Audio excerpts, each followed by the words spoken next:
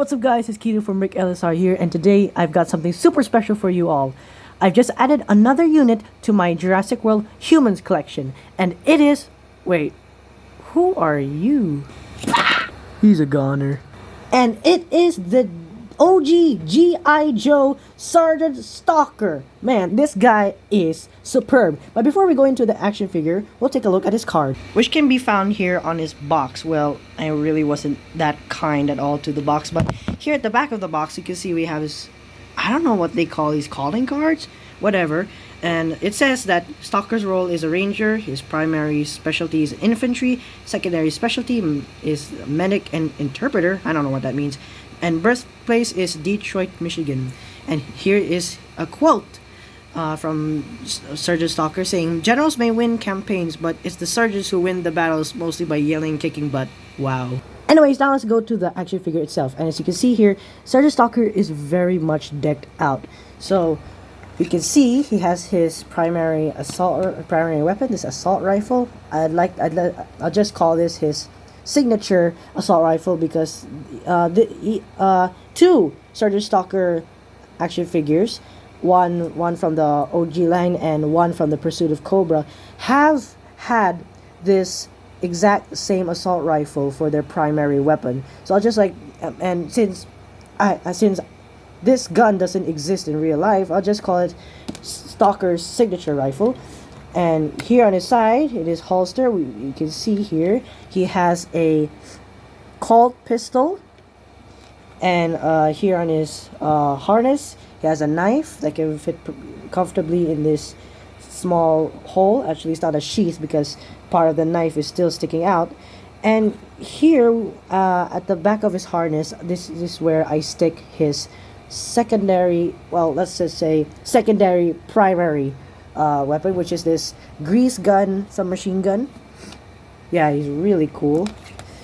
And of course, as any good G.I. Joe action figure always has, he has this stand here with the G.I. Joe insignia and his name, but nothing more.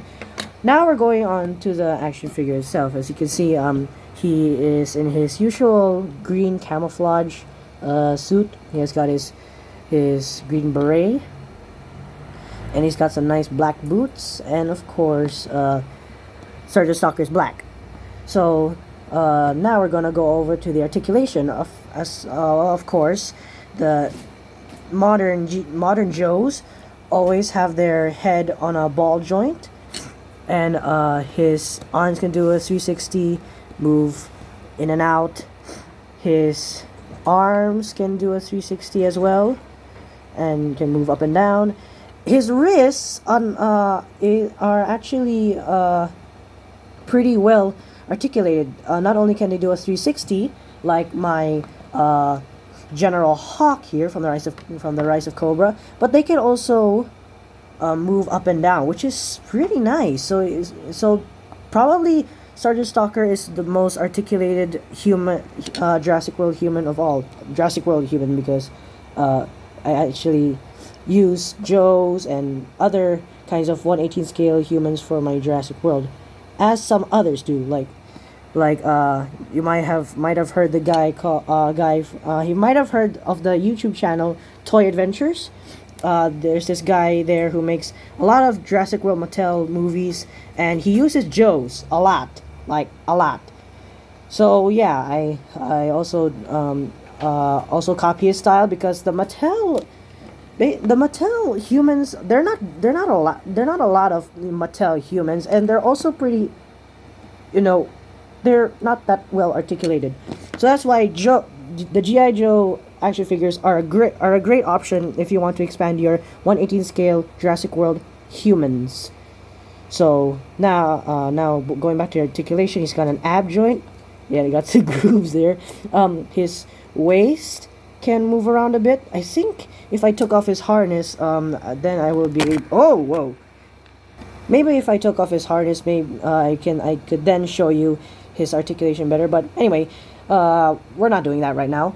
And as you can see, his legs can go in and out and forward that much, backward that much, pretty much like a real human, and he's got double jointed knees, as any good Joe figure should have.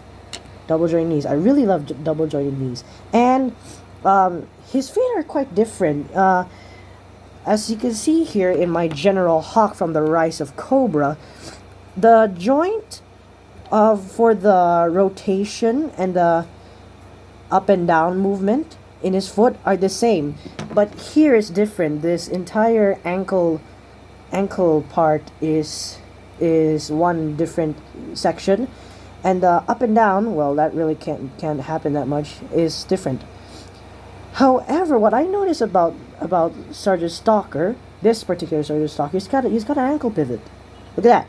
So you can you know do kind of a split there without falling. Yeah, so man, he's really cool. I'd like to give 5 stars for him. Now, last but certainly not least, we're gonna have our size comparison. So first of all, we have the ROC, or Rise of Cobra General Hawk. They're about the same height, although I can notice that Sergeant Stalker's a little taller. Oh, and by the way, we'd also make a comparison with General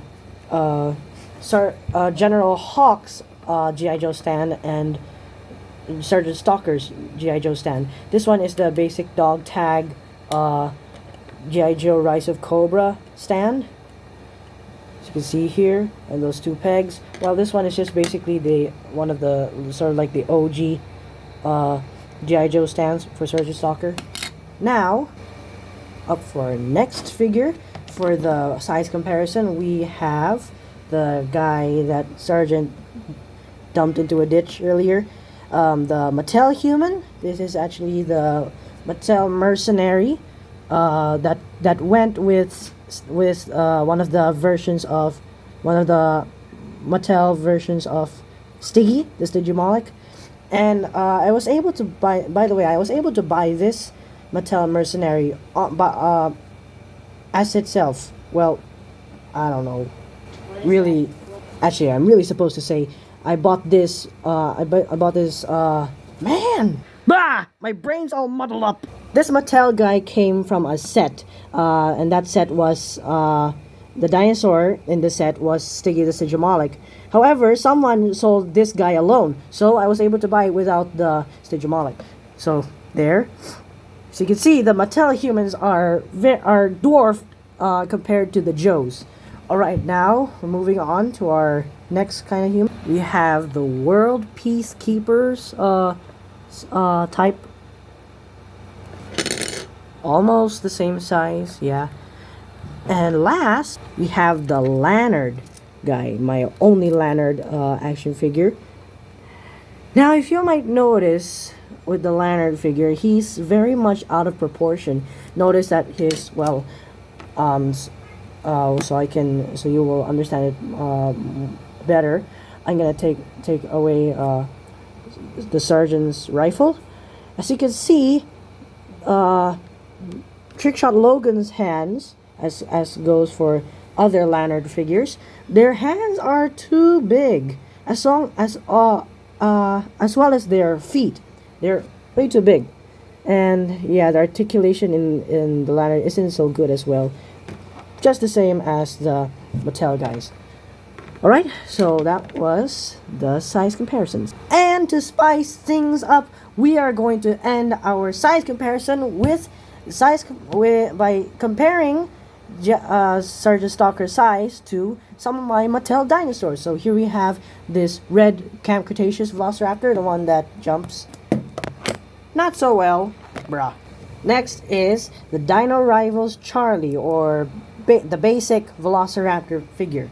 Very well sized up, I should admit. And last, we have this Chap May Allosaurus. Well, not necessarily Chap May, but Kid Connection Allosaurus. Now, unfortunately, I can't make a size comparison with the T-Rex because I currently don't have the Epic Roaring T-Rex here with me, but this is all I can do. So guys, if you enjoyed this video, please like, subscribe, and not to mention, share, and put your thoughts on Sergeant Stalker in the comment section below. Thanks, and I'll see you guys in another video. Yo, Joe!